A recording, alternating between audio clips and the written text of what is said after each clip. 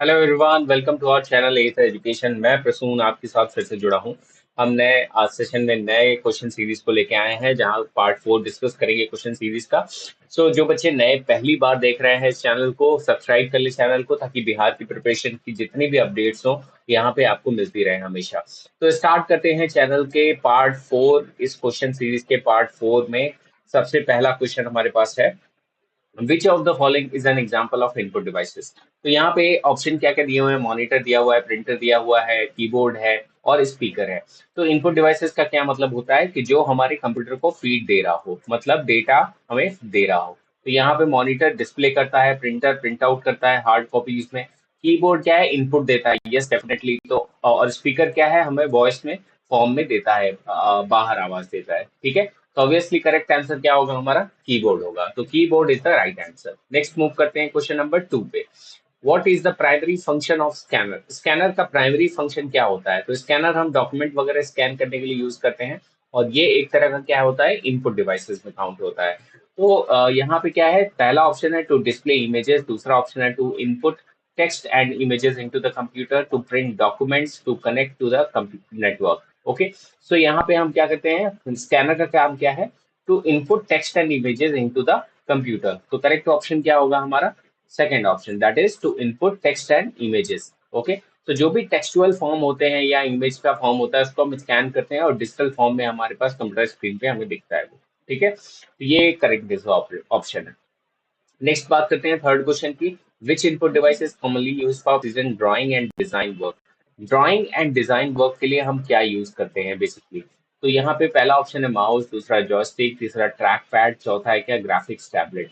तो correct option क्या होगा इसमें, तो माउस, जॉयस्टिक, ट्रैक पैड में, ग्राफिक्स टैबलेट में। तो ग्राफिक्स टैबलेट जो है वो हमारा किसके लिए यूज होता है, प्रिसीजन ड्राइंग के लिए यूज होता है और डिजाइनिंग के लिए यूज होता है। ठीक है, तो ये हमारा तीसरा आंसर था।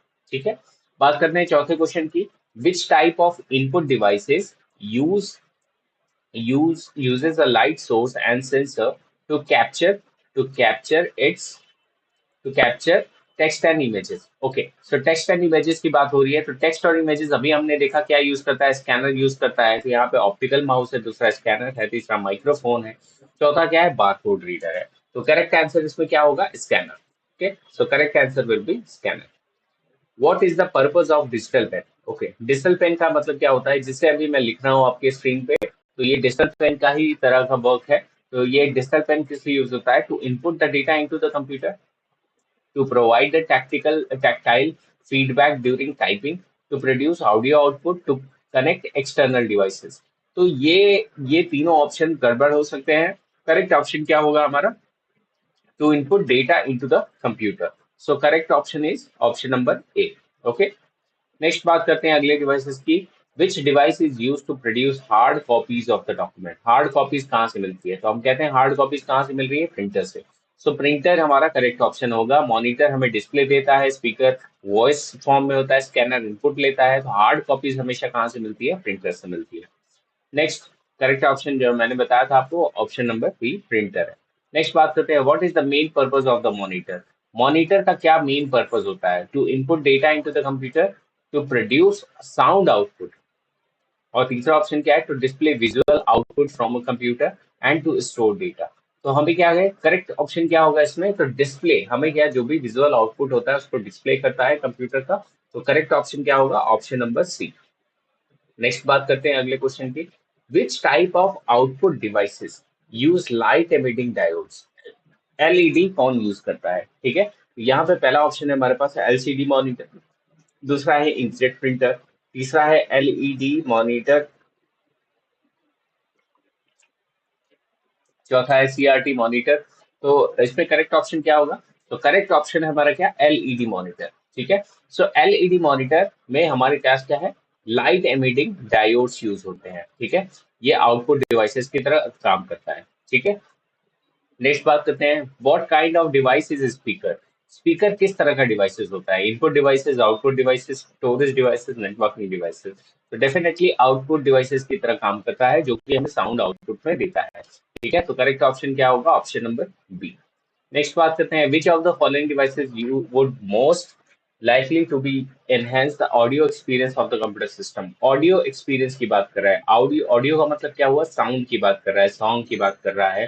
तो हम कह सकते हैं यहाँ पे मॉनिटर है, कीबोर्ड है, स्पीकर है, स्कैनर है, तो क्या हो सकता है इसमें, correct answer would be the speaker. Definitely हमें ऑडियो वॉइस फॉर्म निकाल के देता है। नेक्स्ट बात करते हैं अगले क्वेश्चन की। What is the primary function of the arithmetic logical unit? Yes, इस टाइप के क्वेश्चंस आपको बहुत मिलेंगे, वो सब इसी प्राइमरी थे। तो हमारे पास प्राइमरी फंक्शन क्या होता है एएलयू का, पहला क्या है, to perform arithmetic and logical operation. तो अगर आपने मेरा वीडियो लेक्चर नहीं देखा है एएलयू के बारे में, तो वहां मैंने क्लियरली बताया है कि ये सिर्फ और सिर्फ arithmetic and logical operation perform करता है। मेमोरी एलोकेशन से कोई लेना नहीं है अर्थमेटिक लॉजिकल यूनिट का। To execute instruction from the hardware, that is also not possible. To handle input and output operation, ये भी नहीं पॉसिबल है। तो करेक्ट आंसर क्या होगा, A, option number A, to perform the arithmetic and logical operation. ठीक है, next बात करते हैं, which of the following operation is not typically performed by the ALU. कौन सा ऐसा ऑपरेशन है इसमें जो एएलयू परफॉर्म नहीं करता। ठीक है, सबसे पहला क्या है, एडिशन, ये परफॉर्म करता है, सब्ट्रैक्शन भी परफॉर्म करता है, मल्टीप्लिकेशन भी परफॉर्म करता है। तो ये सब क्या है, हमारे कौन से टाइप के ऑपरेशन है, अर्थमेटिक ऑपरेशंस है। ठीक है, अर्थमेटिक ऑपरेशंस इनको बोलते हैं, अर्थमेटिक ऑपरेशंस। ठीक है, तो अगर हम बात करें तो ऑटोमेटिक ऑपरेशन परफॉर्म करता है, लेकिन ये डेटा स्टोरेज ऑपरेशन परफॉर्म नहीं करता, डेटा स्टोर का काम नहीं करता। तो करेक्ट ऑप्शन क्या होगा इसमें, option number D.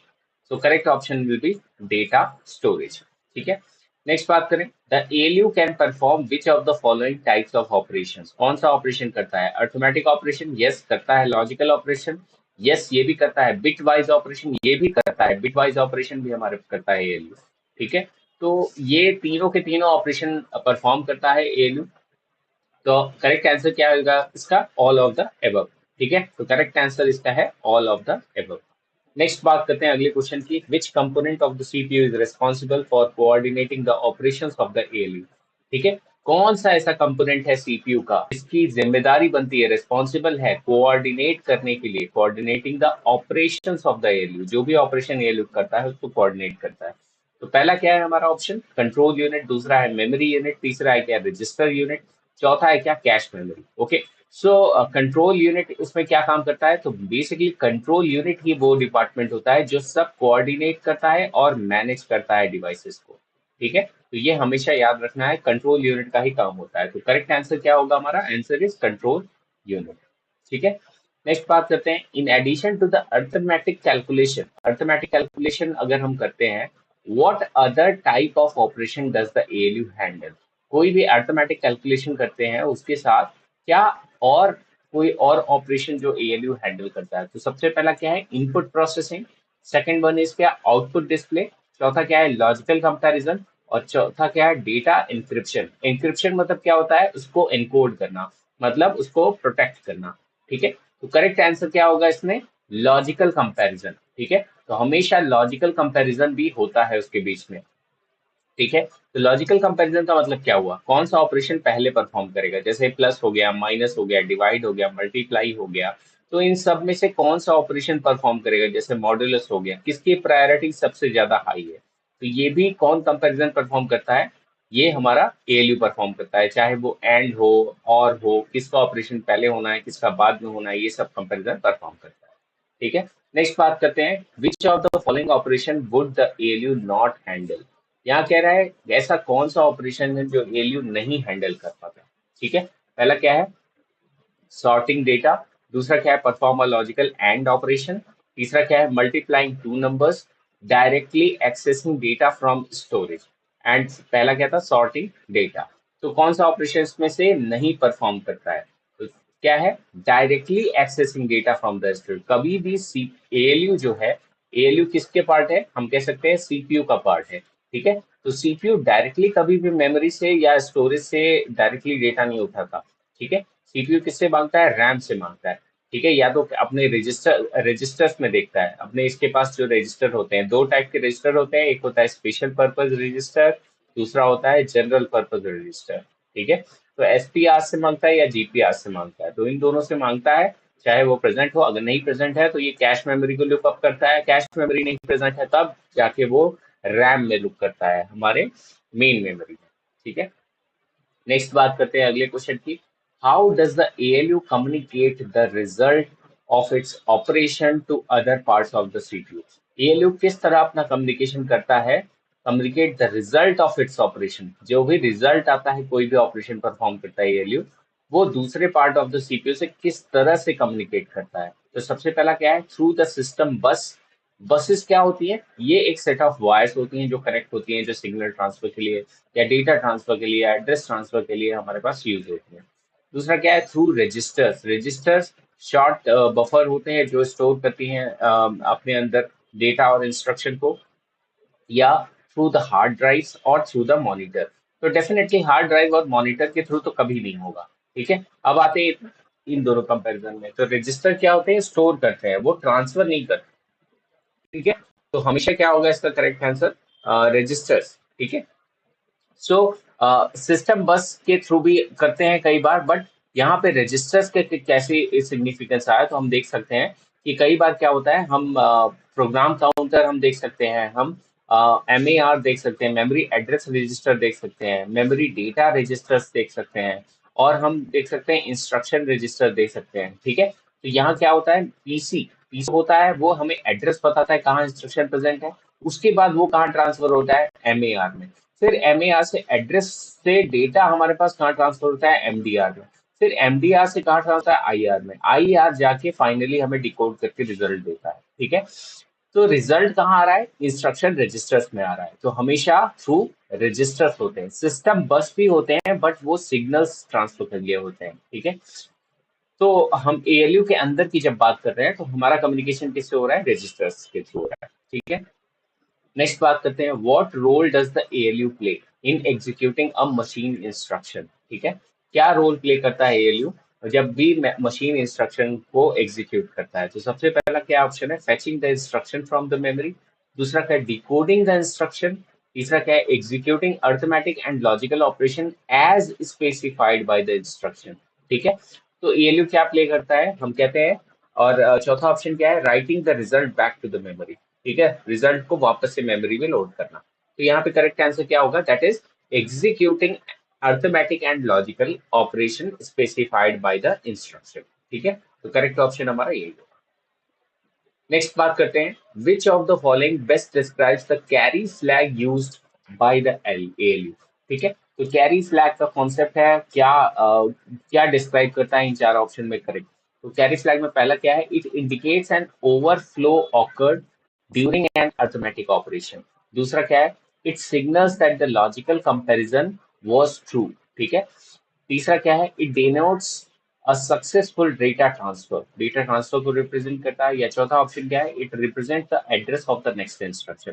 So address of the next instruction किसका काम है, प्रोग्राम काउंटर का काम है। ठीक है, नेक्स्ट क्या है, it donates the successful data transfer, ये तो सिग्नल है।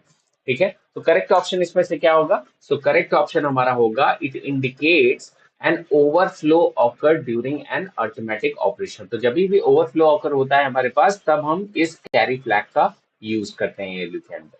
ठीक है, नेक्स्ट बात करते हैं, द स्टेटस रजिस्टर।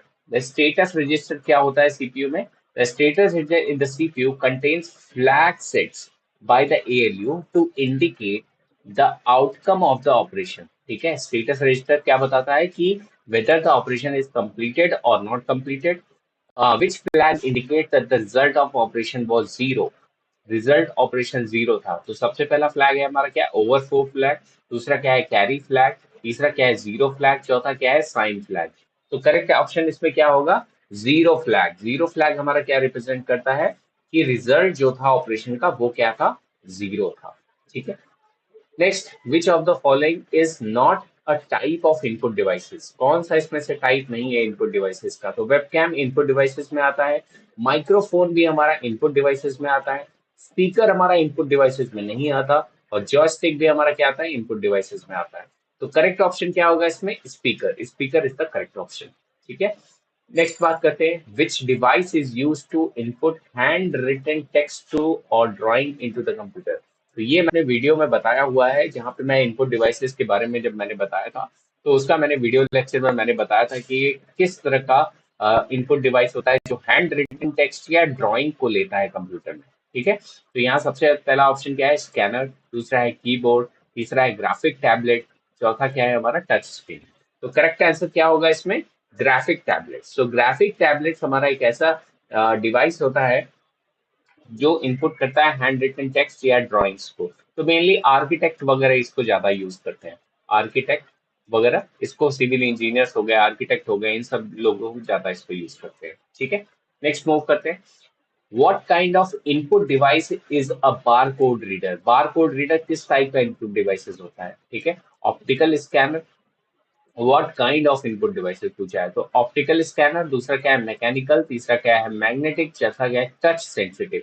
ठीक है, तो हम क्या कह सकते हैं, एक तरह का बारकोड रीडर क्या होता है, एक तरह का रीडर होता है। तो हम कह सकते हैं ऑप्टिकल स्कैनर, तो वो रीड करता है, मतलब स्कैन करता है पर्टिकुलरली। ठीक है, तो करेक्ट ऑप्शन क्या होगा इसमें, ऑप्टिकल स्कैनर होगा।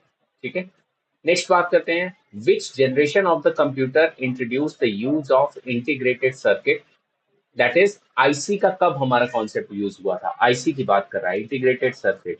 तो हम जानते हैं सबसे पहला हमारा क्या था, वैक्यूम ट्यूब्स।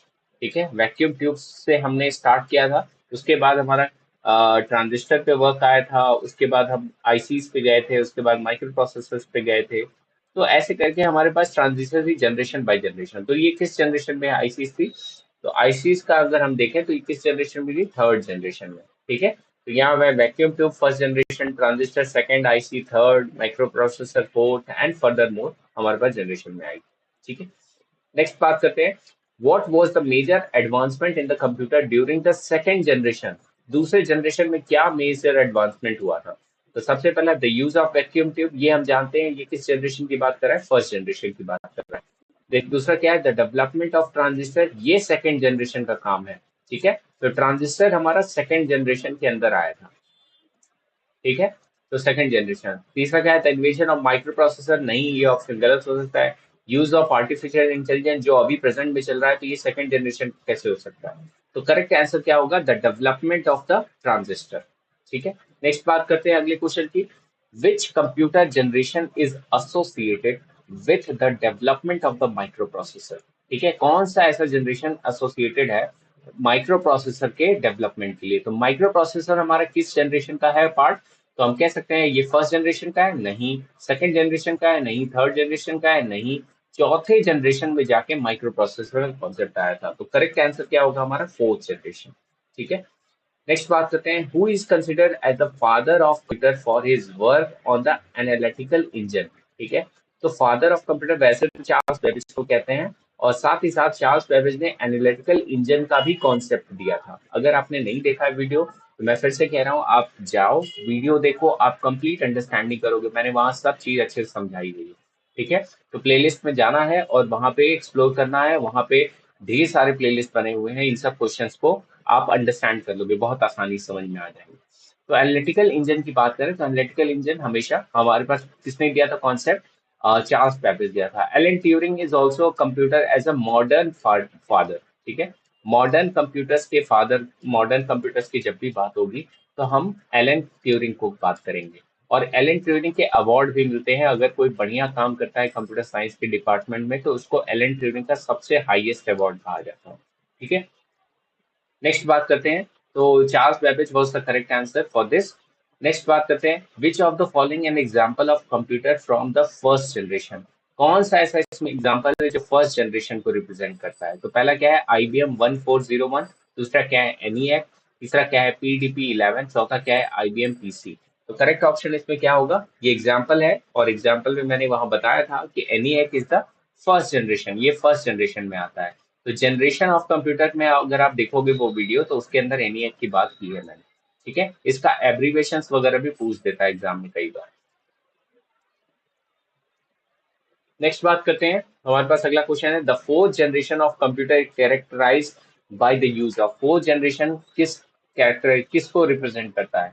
तो फोर्थ जनरेशन की हम बात करें तो फोर्थ जनरेशन क्या, ट्रांजिस्टर देता है, आईसी देता है, माइक्रो प्रोसेसर, वैक्यूम ट्यूब। तो करेक्ट क्या है, फोर्थ जनरेशन हमें क्या दे रहा था, माइक्रो प्रोसेसर। तो करेक्ट ऑप्शन क्या होगा इसका, micro processor. Next, what significance advancement did the fifth generation of computer aim to achieve? Fifth generation of computer में क्या अचीवमेंट हुआ हमारे पास, तो सबसे पहला क्या है, इम्प्रूव्ड कंप्यूटेशनल स्पीड, स्पीड बढ़ी क्या? दूसरा क्या है? Development of artificial intelligence and natural language processing, ये एक एडवांसमेंट है फिफ्थ जनरेशन में। नेक्स्ट क्या है? Increase memory capacity. चौथा क्या है? Miniaturization of components. Okay, so इसमें से चारों में से कौन सा करेक्ट ऑप्शन होगा? तो हम कह सकते हैं development of the AI, AI का डेवलपमेंट और नेचुरल लैंग्वेज प्रोसेसिंग का डेवलपमेंट बहुत ही रैपिडली हुआ हमारे फिफ्थ जनरेशन में। और फिफ्थ जनरेशन और उसके बाद अभी तक ये हमारा क्या है? एडवांसमेंट पे काम चल रहा है इस पे। ठीक है, तो करेक्ट आंसर क्या होगा?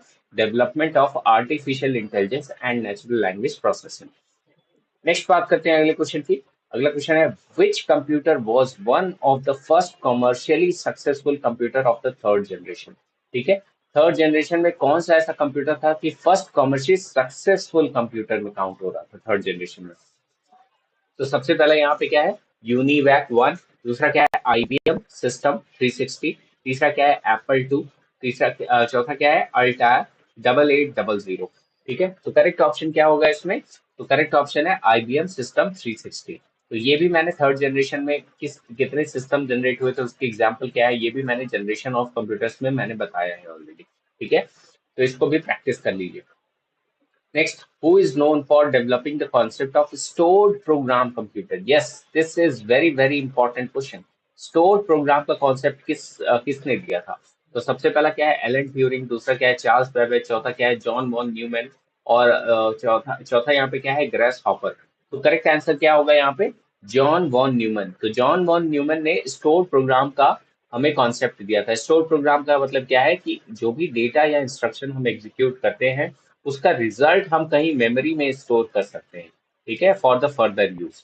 तो बाद में अगर हमें वो डेटा चाहिए या रिजल्ट यूज करना है तो हम उसको ले सकते हैं। तो ये कॉन्सेप्ट किसने दिया था? जॉन वॉन न्यूमैन ने दिया था। ठीक है, नेक्स्ट बात करते हैं, विच technology was the hallmark for the second generation of computer? क्या टेक्नोलॉजी थी जो हॉलमार्क की तरह काम कर रही थी सेकेंड जनरेशन ऑफ कंप्यूटर में? तो micro processor, vacuum tubes, integrated circuit, transistor. तो कौन सा सेकंड था? पहला माइक्रो प्रोसेसर, पहला वैक्यूम ट्यूब्स था फर्स्ट जनरेशन में। सेकंड कौन सा वर्क कर रहा था हॉलमार्क? एज अ ट्रांजिस्टर में। तो करेक्ट ऑप्शन क्या होना चाहिए इसका? ट्रांजिस्टर। बात करें माइक्रो प्रोसेसर, ये फिफ्थ जनरेशन में फोर्थ जनरेशन का काम था। आईसी हमारा थर्ड जनरेशन में आता था। तो करेक्ट ऑप्शन यहाँ पे क्या होगा? ट्रांजिस्टर। नेक्स्ट बात करते हैं, the term software was first use in which generation of computer? Software हमने किस जनरेशन में यूज किया था? सॉफ्टवेयर ये टर्म किस जनरेशन में हम यूज करने को मिला था? क्या ये फर्स्ट जनरेशन में था या सेकंड जनरेशन में था या थर्ड जनरेशन में था या फोर्थ जनरेशन में था? तो हम देखेंगे इसका करेक्ट आंसर क्या होगा। तो it was in the third generation when the software term was introduced and the concept of software was established. ठीक है, सॉफ्टवेयर का कॉन्सेप्ट इसमें दिया गया।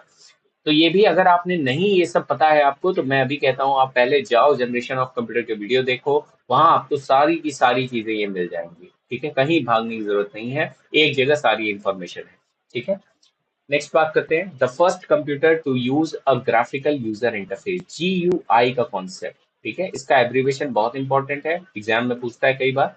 तो ग्राफिकल यूजर इंटरफेस का हम एक तरह से कह सकते हैं कि आइकन वगैरह का कॉन्सेप्ट किसने दिया था? आइकन जो हमारे डेस्कटॉप पे दिखते हैं या यूजर इंटरफेस को और अच्छा बनाने के लिए किसने कॉन्सेप्ट दिया था? ठीक है, तो फर्स्ट कंप्यूटर कौन सा ऐसा था जो उसने GUI का कॉन्सेप्ट यूज किया था? तो यहाँ ऑप्शन है हमारे पास IBM PC, दूसरा है एप्पल मशीनटॉश, तीसरा क्या है? अल्टायर 8800, चौथा क्या है? PDP-8।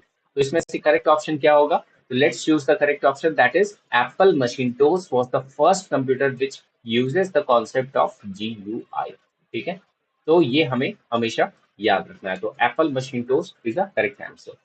नेक्स्ट बात करें, in which generation did computer became more accessible to the general public due to the lower cost? ठीक है, यहाँ ध्यान से देखिए, कौन से जनरेशन में कंप्यूटर ज्यादा एक्सेसिबल हुए, मतलब ज्यादा से ज्यादा लोगों ने एक्सेस करने की कोशिश की, जनरल पब्लिक के लिए अलाउ रहा, क्योंकि इसका कॉस्ट क्या था? लोअर था। And the development of personal computer का डेवलपमेंट उस जनरेशन में हुआ।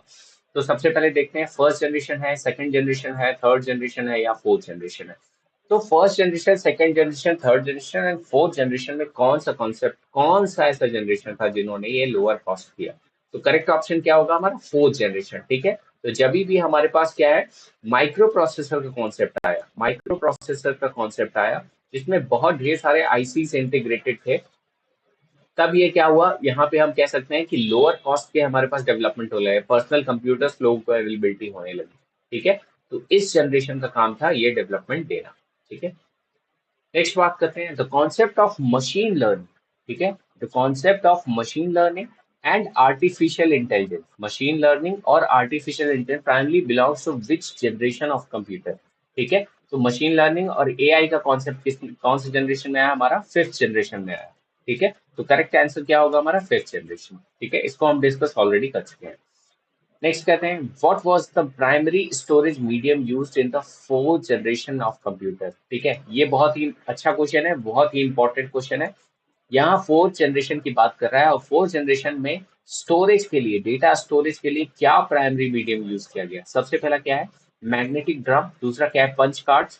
तीसरा क्या है, हार्ड डिस्क ड्राइव। चौथा क्या है, मैग्नेटिक टेप।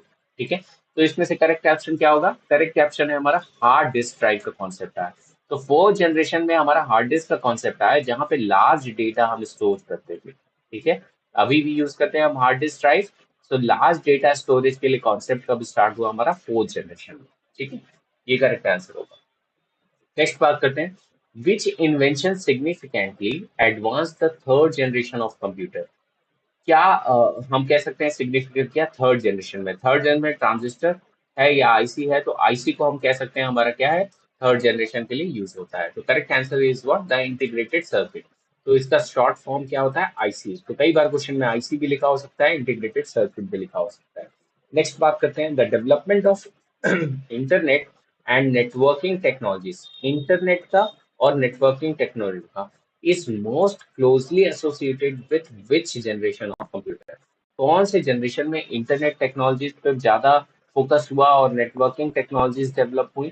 तो हम कह सकते हैं क्या, first generation, second generation, third generation and fourth generation.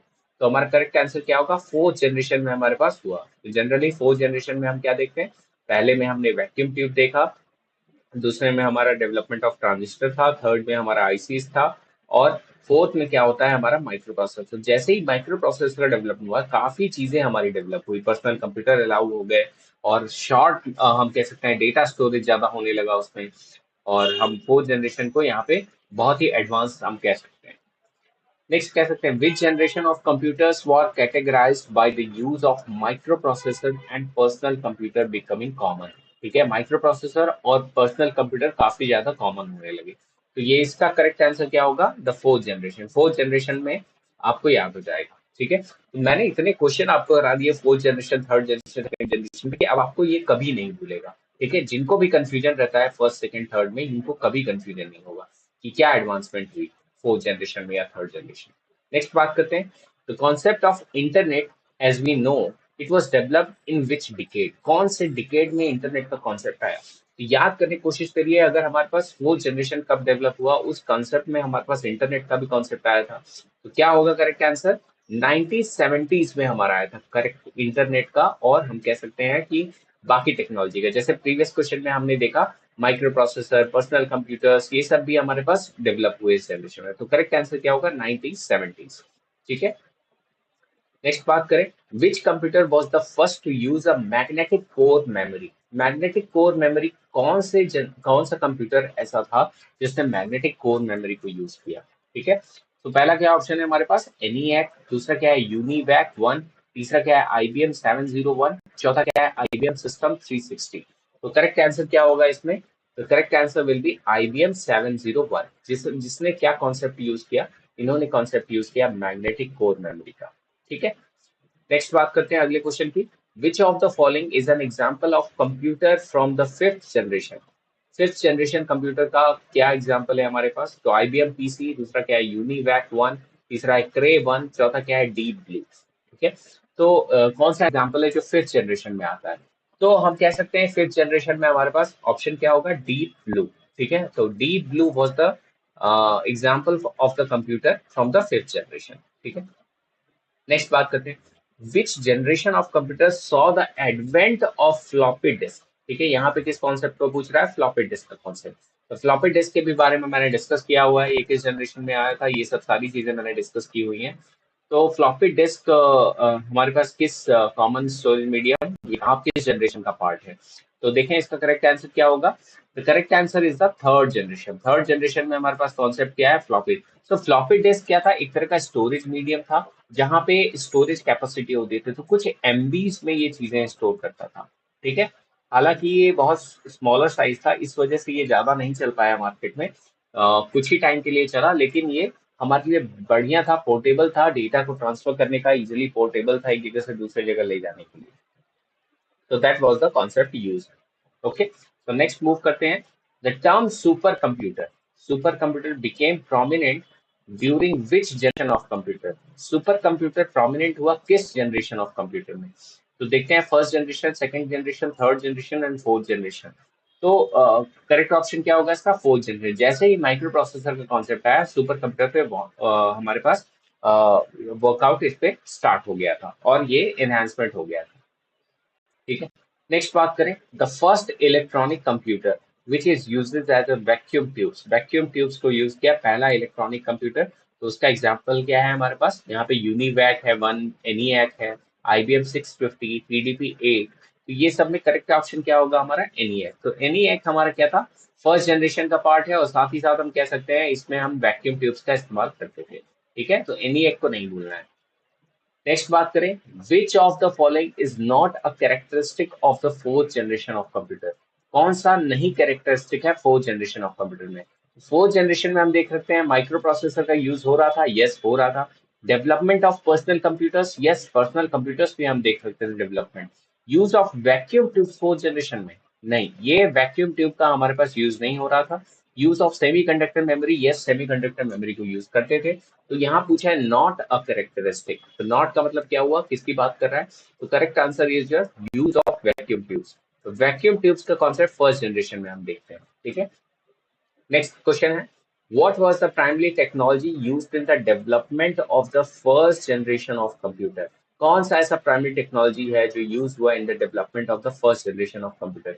तो फर्स्ट जनरेशन में हम क्या देखते हैं, वैक्यूम ट्यूब्स का कॉन्सेप्ट देखते हैं। Next correct answer what will be, vacuum tubes. Next question क्या है हमारे पास, the invention of the transistor is attributed to. Attributed to transistor किसके लिए एट्रीब्यूट कहा जाता है। तो पहला क्या है, एलन ट्यूरिंग। दूसरा क्या है, जॉन वॉन न्यूमैन। तीसरा क्या है, William Shockley, John Bardeen and Walter Bretton. और चौथा क्या है हमारे पास, चार्ल्स बेबेज। तो करेक्ट ऑप्शन क्या होगा इसमें, William Shockley, John Bradman Bardeen and Walter Bretton. ठीक है, तो ये करेक्ट आंसर होगा इसका, the invention of the transistor के लिए। नेक्स्ट क्वेश्चन क्या है, विच of the following technology was introduced in the fifth generation of the computer. Yes, fifth generation में हमारे पास क्या है, आईसी है, वैक्यूम ट्यूब्स है, माइक्रो प्रोसेसर है, या न्यूरल नेटवर्क है। तो करेक्ट ऑप्शन क्या होगा इसमें, neural network was the correct option. ठीक है, सो correct option is a what, neural network.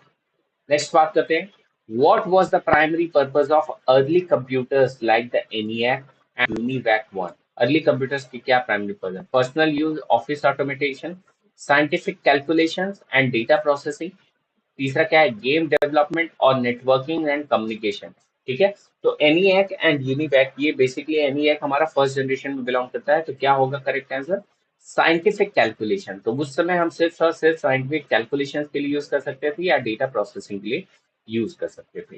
ठीक है, तो ये हमारा क्या होगा, करेक्ट आंसर होगा। ठीक है, नेक्स्ट क्वेश्चन है हमारे पास, the development of which technology marked the transition from the fourth generation to the fifth generation. Fourth generation से फिफ्थ जनरेशन कौन सा टेक्नोलॉजी इंक्लूड हुआ। ठीक है, तो हम कह सकते हैं यहाँ पे पहला ऑप्शन क्या है, माइक्रो प्रोसेसर, दूसरा आईसी, तीसरा क्या है, इंटरनेट एंड एआई टेक्नोलॉजी, चौथा क्या है, द मैग्नेटिक टेप। तो करेक्ट आंसर क्या होगा, the internet and AI technology. तो ये हमारा क्या है, ये हमारा ट्रांजिशन फेज था जब हम फोर्थ से फिफ्थ जनरेशन में एंटर कर रहे थे। ठीक है, तो इन सब के लिए घबराना नहीं है, इन सब के लिए आपको जनरेशन ऑफ कंप्यूटर्स का वीडियो देखना है, जो मैंने प्लेलिस्ट में ऑलरेडी बिहार के रखी हुई है, वो आप देखो। जनरेशन बेसिक फंडामेंटल्स के क्वेश्चन है ये सब, कई बार हमारे पास ऐसे क्वेश्चन आ जाते हैं एग्जाम में। ठीक है, ये सब हम कह सकते हैं काफी बेसिक क्वेश्चन है, लेकिन इन सब क्वेश्चन को हमें इग्नोर नहीं करना है, ये क्वेश्चन कई बार पूछते हैं। ठीक है, तो this is the question series for part 4। तो इन सब क्वेश्चंस को प्रैक्टिस करिए, और भी मैं अलग अलग क्वेश्चन सीरीज लेके आऊंगा, जैसे डेटा स्ट्रक्चर हो गया, कंपाइलर्स हो गया, हमारा ऑपरेटिंग सिस्टम्स हो गया। तो सब पे हम धीरे धीरे काम करेंगे, धीरे धीरे मूव ऑन करेंगे। अभी मैंने जनरेशन फंडामेंटल्स कंप्यूटर के बेसिक आप कॉन्सेप्ट देता गया हूँ, बेसिक कॉन्सेप्ट को पढ़ते जाइए और इन क्वेश्चंस को सॉल्व करते जाइए। तो आपकी एक क्या होगी, बेसिक कॉन्सेप्ट क्लियर रहेगा, तो आप जल्दी से आगे के चीजों को जल्दी ग्रैब कर पाओगे। ठीक है, तो मिलते हैं आपसे अगले सीरीज में, अगले पार्ट में क्वेश्चन सीरीज के, जहां हम डिस्कस करेंगे और भी ढेर सारे क्वेश्चंस डेटा स्ट्रक्चर्स पे, कंपाइलर्स पे, कंप्यूटर ऑर्गेनाइजेशन एंड आर्किटेक्चर पे, अलग अलग टॉपिक्स पे। ठीक है, तो डिस्कस करेंगे। मिलते हैं आपसे पार्ट 4 में, पार्ट 5 में। Thank you so much for watching. तो जो बच्चे नए देख रहे हैं प्लीज सब्सक्राइब कर लिए चैनल को।